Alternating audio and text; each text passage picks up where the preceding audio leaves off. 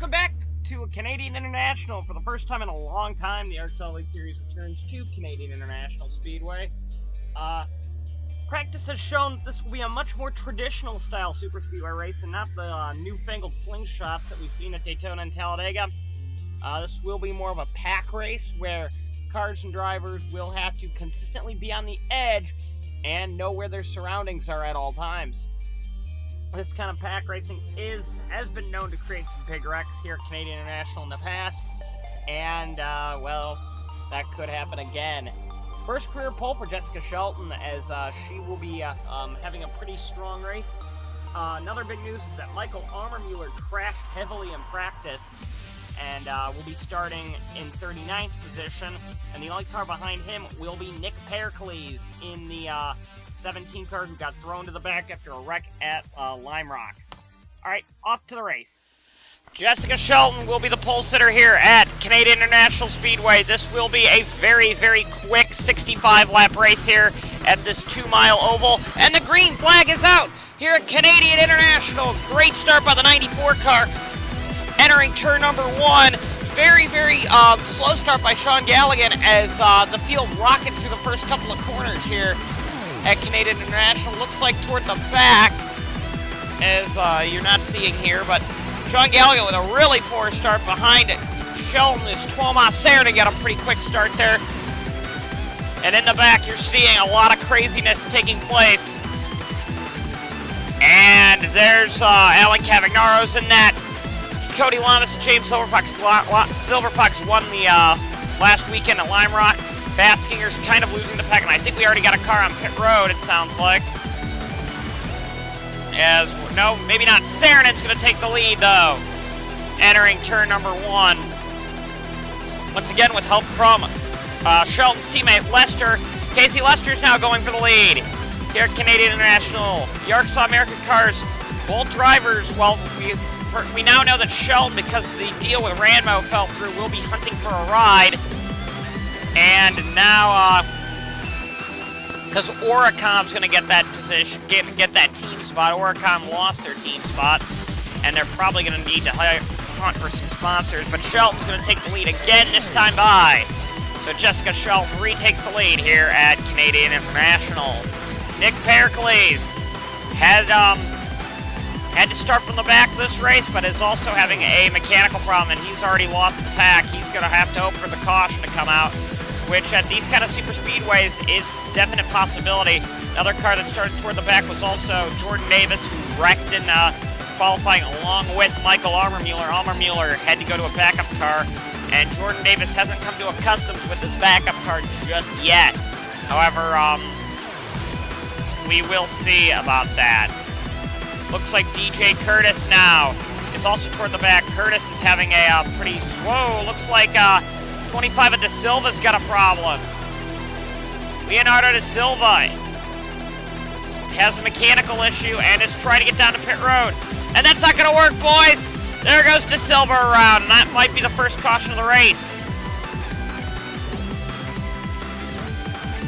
Yeah, De Silva had a tire or something going down, and that is going to bring out the first caution of the race. Omega, I think, was the car that turned him. Take a look once again here, as it looks like there's a battle for the lead. Now it looks like Galligan's going to try and get the position away from everybody, but it looks like Washer's going for his first win as well. And it looks like Galligan's going to lead them back here. Galligan nearly won the race at the American 700 at Fontana. So De Silva's trying to get down to pit road, and it wasn't Omega. Was it Omega or wasn't it? Yeah, Omega comes on. No, actually, it was Fitzwater, believe it or not, and Omega actually got a bit of a contact there. Fitzwater turned him, and, well, that's not going to help De Silva's cause right there. Tough break for Leonardo De Silva. His championship hopes are, I think, pretty much were over at Lime Rock, and will fall even more today. So, Sean Galligan will lead the field onto pit road here on lap 6 and 65. Once again, another 130-mile race here. Sean Galligan is one of the faster cars here on the track, outside of maybe Shelton back in 5th position, and the ARCSOA Americas have been looking really strong, as has the Ferraris.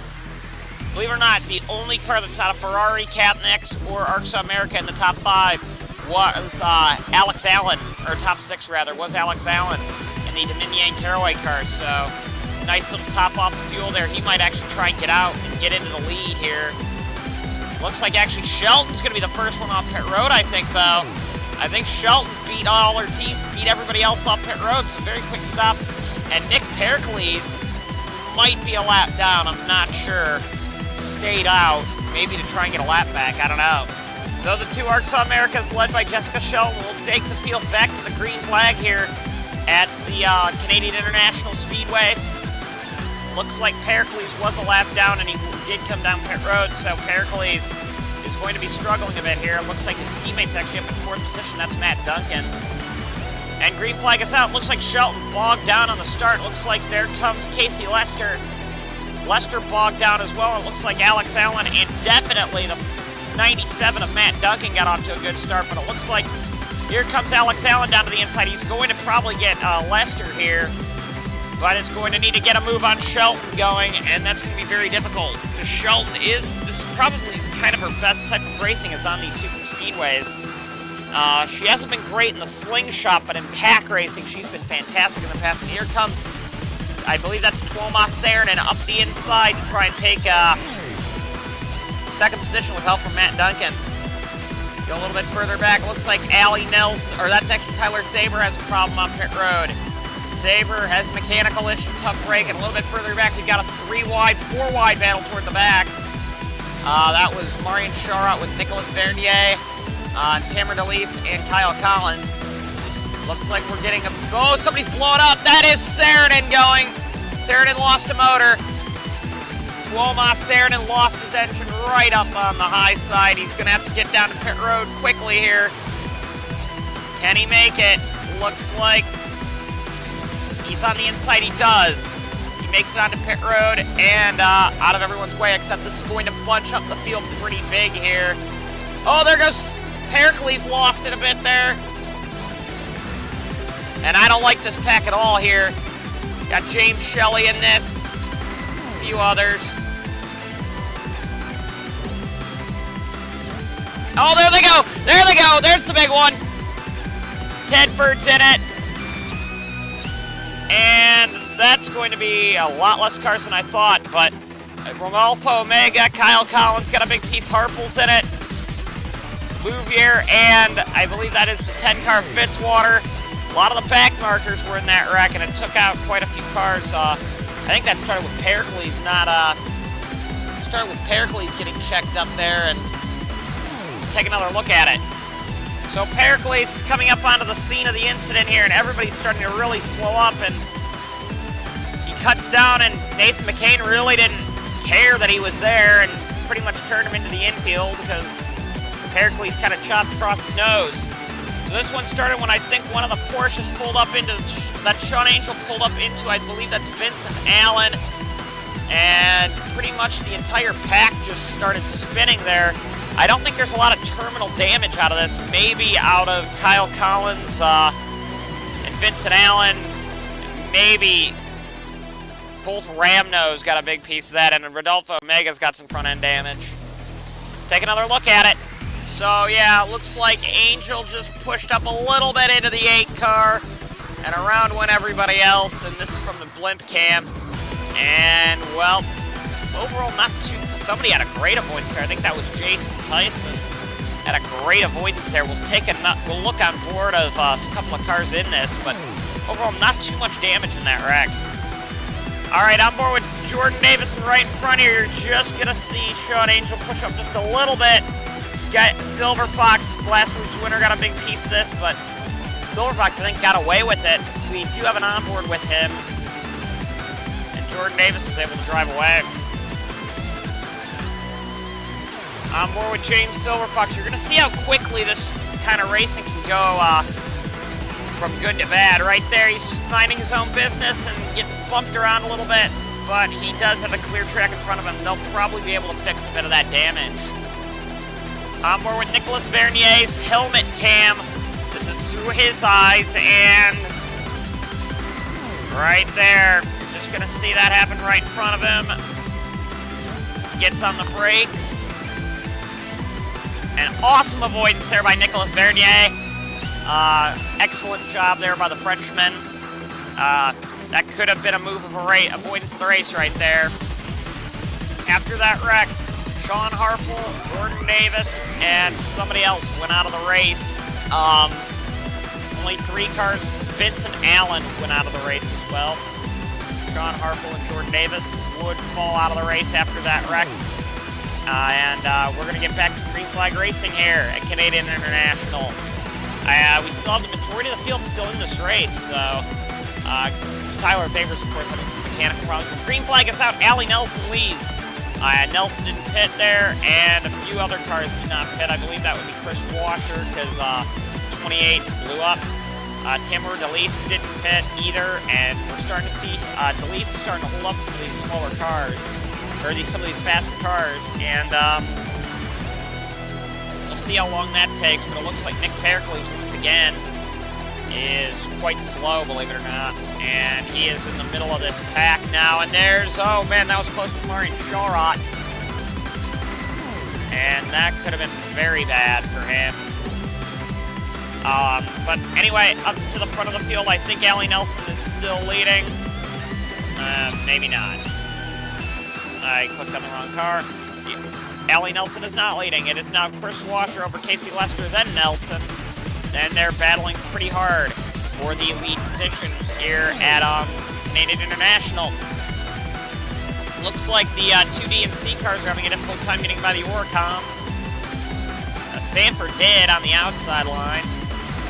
But Sanford leaves the door open for his teammate to go under because Alex Allen's been faster than him all weekend here.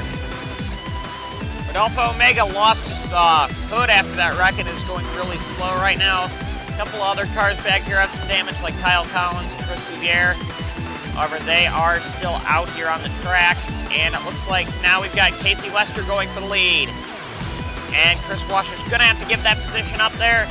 But maybe Washer can reset that up here. There is a little bit of a slingshot here, but it's not nearly as pronounced as Daytona or Talladega. This one's all a momentum-based track, kind of similar to Oklahoma. Timur DeLeese has some right side suspension collapse, I don't know about collapse, but had some work done to his right side. So he is going to fall a long way down the order. That's probably why it was so slow on the start there. Chris Washer, however, will take the lead over Lester and Galligan. 4th position's Matt Duncan. 5th place is going to be Charles Samper. And a little bit further back, as we keep going back, we're seeing some of these guys who could be players in this. Nathan McCain's never done a pack race in Elites. And we're just looking back a little bit. Wade Shawrot isn't the best pack racer. Jake Baskinger, I'm surprised that the Porsches are that high up the order. Porsche typically isn't that good of a team at these kinds of tracks. James Silverfox, I think, has a little bit of right side damage, but is playing it very safely here. He's still a major championship contender, and as of late, his championship hope has come alive lately, and Silverfox could be a big threat later on if he can especially get a nice string of runs going here. You have to be within 150 points of the points leader leading this race, and that's going to be a tall order for some of these guys to get within that border. Casey Lester is diving for the lead over Sean Galligan. Now Galligan took it away from the 27 car. Now Lester's taking it away from the 44 car. So you're seeing that the ARCSOA Americas are some of the fastest cars on this track right now, and are quite strong, honestly. These ARCSOA Americas, I didn't expect them to be that strong here. Still no first win for them yet, but today could be their day. Rodolfo Omega is now becoming a little bit dangerously slow. He's doing 191 down the front stretch, in which cars at the end of the backstretch are doing near 205, 206. Actually, more closer to 207, but they are having some pretty interesting runs here. And they're going to have to deal with some lap traffic coming up here soon. He's in turn 3, and they're coming off the 2. So you're going to see what it's going to take here. Lester is leading this pack around. It looks like actually Washer is going to try and take the position away. And he looks low, and Washer is going to get the spot right here, I believe. Actually, you're starting to see James Shelley get involved in this battle. Shelley still looking for that first win. Could he get it here? Who knows? Lester would, however, jump back over Washer once again. They are coming up to Rodolfo Omega. Casey Lester has done an awesome job leading this field around here. We're going to start approaching halfway in a little bit here. I think on lap 33 is halfway. So you'll see who is going to be lap 32 or lap 33. In between there will be the halfway mark of this race, and we shall see if anything of note happens. We're starting to see, though, that some of these cars are faster than others. And it looks like Rodolfo Omega is going to hold up Casey Lester here. Down the backstretch they go. Shelton's looking for a run here. Get by, not going to get there, but here comes Sean Galligan down to the inside line. Shelton's going to get held up bad here. However, Shelton gets going again. Or Shelton gets by him. Rodolfo Omega and continues onward, but lost a ton of spots. Dropped from 2nd to 12th that time by. The lap car actually helped out a lot of cars, because now it's Aaron Perkins versus James Shelley for the lead, and then now Shelley's going to lose it here. And then Charles Sanford's going for the lead with the help from the 04 car. And the 03 is going to get the lap there, but it looks like now the 04 is diving to the inside. Casey Lester retakes the lead. Now you're starting to see drivers like Charlie Fabrosis, who weren't very strong early on, are getting in this. There's Chris Washer. He's looking low on Fabrosis. And you're starting to see a bit of aggression here out of some of these guys. I believe that's Michael Ammermuller, the points leader. He's up in this pack as well. And you're starting to see... Oh, boy, there's some contact. And there goes... Oh, man, Shelley's upside down. Oh, that was Sanford turning Shelley, and Fabrosis got a big piece of that. Ammermuller's got some damage there. The points leader has some damage, but oh man, that was a nasty hit. It looks like some pit stops were also taking place. McCain and I believe that was Allie Nelson came down pit road. Sean Angel had some damage, I believe, as well. Heavy wreck there for the 14 car. We hope he's all right. We'll take another look at it. So here it is again. It looks like the 03 is going to hook the 6. Sanford hooks the 6, and up and over goes James Shelley. And Sharrod just missed that, but her teammate Ammermuller didn't miss it. Cavagnaro got a piece there as well. On board the blimp cam now. So it looks like, yep, 03 slid up. Not a whole lot he could do, and yep, both James Shelley and Charlie Fabrosis would walk out of their car with medical help and would be taken to the infield care center, but I believe they will be all right. Aaron Perkins will lead on the restart here. Green flag is out for Perkins. Looks like that is Michael Ammermuller in 2nd position. They stayed out here. We're not sure about how Ammermuller will do. He did get damage from that wreck. However, this could play dividends, though, for Ammermuller's championship hopes. He's done this before. He's come back from adversity to get a position that is quite nice here. And now we're seeing... Oh, yeah, Ammermuller does have some issues. He's got to bring it down pit road. Yes, he does. It actually looks like somebody else is coming down pit road as well. And actually, Aaron Perkins did. Perkins, they're saying, jump the start. And Ammermuller was leaking fluid. And that's going to be both of their races are going to be negative now. And that's going to put Nathan McCain, the rookie, in the lead with help from Allie Nelson and Sean Galligan. Sean Angel in 4th position, Sanford in 5th. Sanford's getting investigated by Chief Stuart Pichonder right now for that wreck there. They might throw him at the back of the grid for Talladega. Who knows? Chris Washer, Casey Lester, Ryusu, Baskinger, and DJ Curtis are all in the top 10 right here. There's Ammermuller coming out of the pits. Ammermuller's hopes for a championship.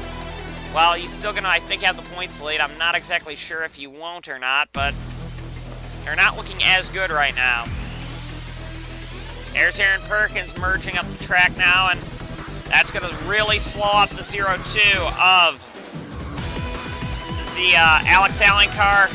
And now Perkins slides up to the high line to block RL Ryu, or that might be Tamer DeLeese. I apologize. That might be DeLeese. Yes, it is DeLeese, not Ryusu. But some close four-wide racing there.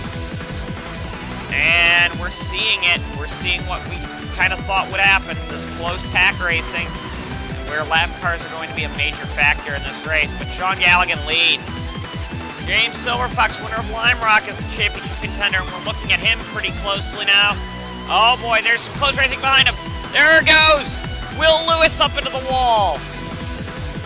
And, oh, that was close with some of them. Whoa, but they all avoided him. He's going to be able to drive that one away. Lucky for him. That could have been very, very bad.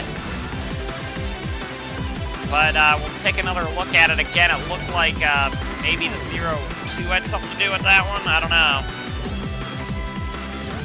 This one I got to put on Tamer DeLeese here. DeLeese looks low.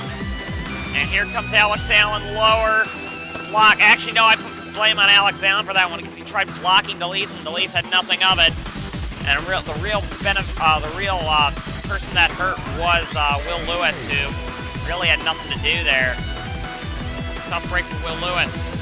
Michael Almermuller, who is a lap down, will try to get a lap back. He's at the tail end of the lead lap, and now Casey Lester will be trying to do a move here. This is going to be important. Can Lester re-lap Almermuller? Almermuller will have no chance then of re-getting points, especially unless there's another big wreck. Casey Lester gets the green here, and it looks like they're back out here. It looks like Charles Samper, who, like I said, is getting investigated. Oh, Pericles is very, very slow. Slower than before. Oh, man, that's 4 wide there.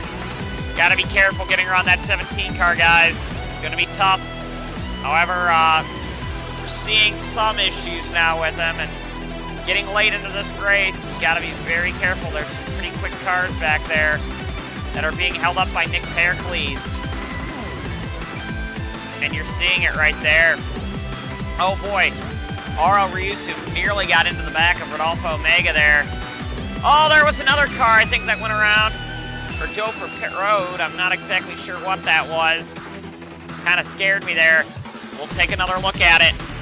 Yeah, it looked like Nathan McCain got into Pericles there, and oh, that could have been really bad there for Andrew Cross.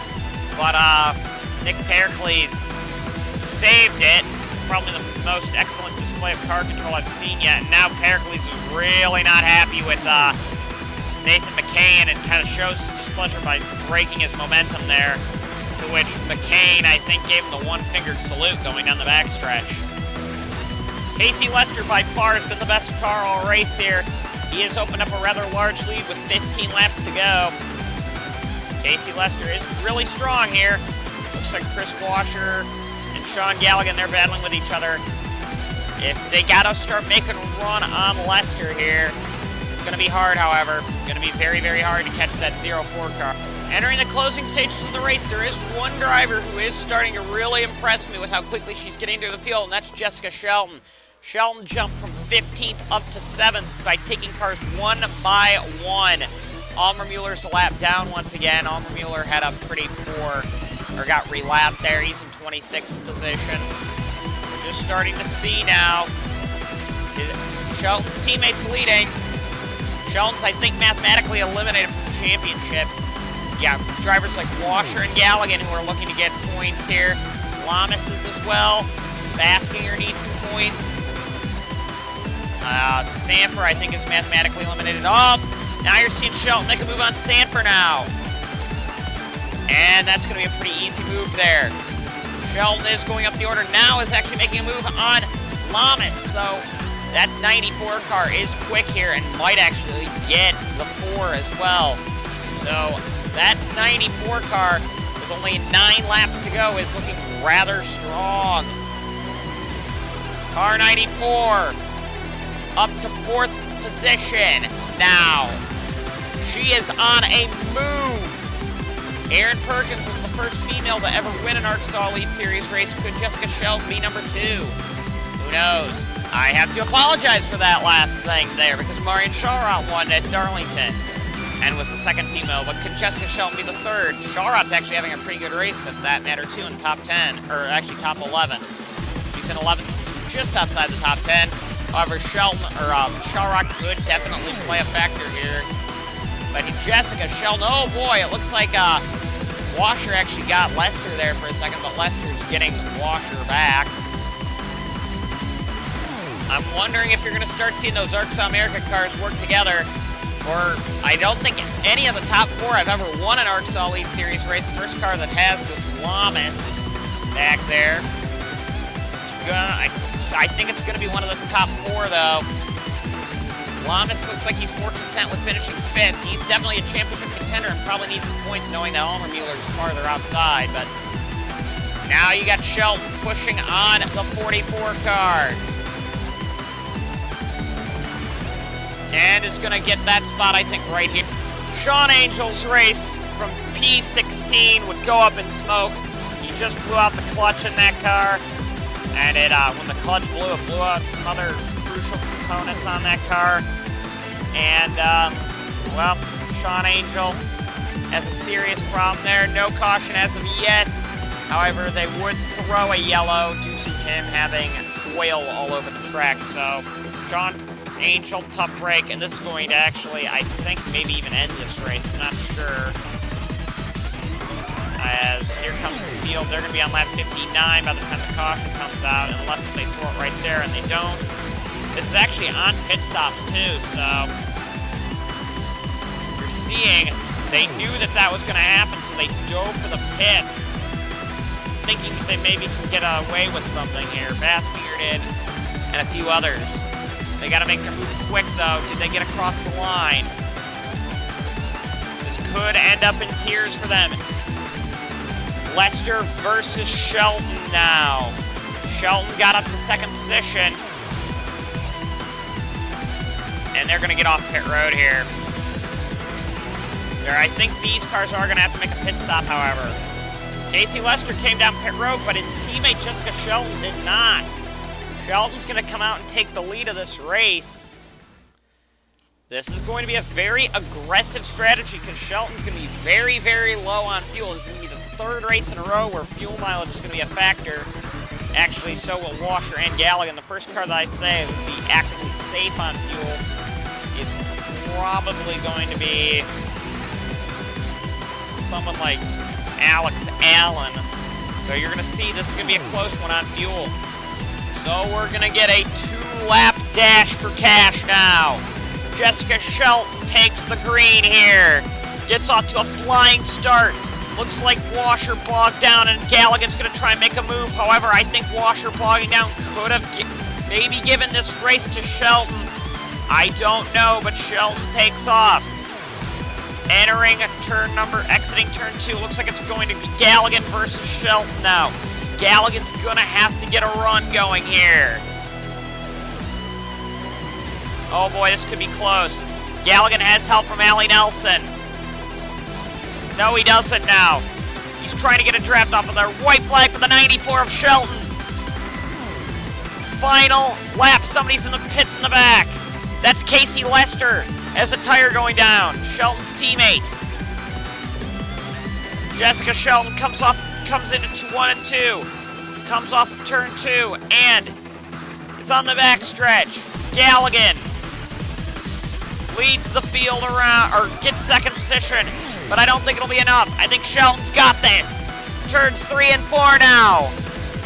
Jessica Shelton comes off the final corner. The 3rd ever female to win an AES race. Shelton gets it here at Canadian International. Looks like it will be Galligan 2nd and Nelson 3rd. Duncan just narrowly pips Washer for 4th. Washer gets 5th, obviously. 6th, I think, is going to go to, believe it or not, Nathan McCain. And what an incredible showing there by Shelton. Pit strategy or not, great job by Jessica Shelton for saving enough gas to get back around. Look at the finishing results.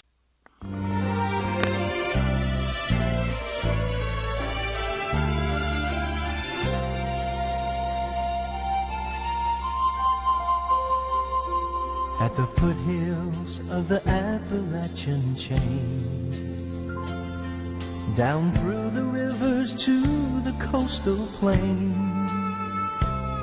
There's a place that I call home, and I'll never be alone, singing this Carolina love song.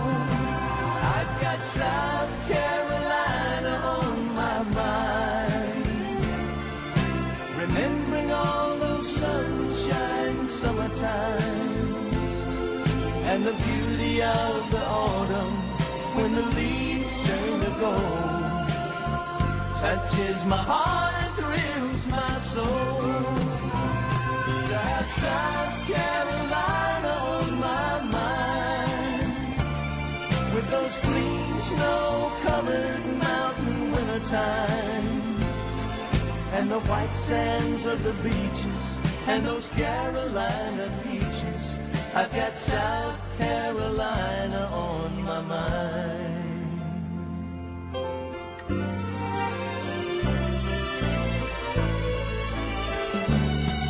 I'm grown now with a family of my own, in a place that all my kids are calling home.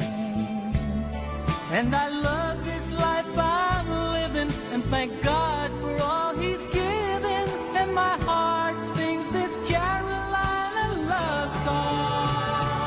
I've got South Carolina on my mind, remembering all those sunshine summertimes, and the beauty of the autumn when the leaves turn to gold. Touches my heart and thrills my soul. To have South Carolina on my mind, with those clean snow-covered mountain winter times, and the white sands of the beaches, and those Carolina beaches. I've got South Carolina on my mind. I've got South Carolina on my mind. I've got South Carolina on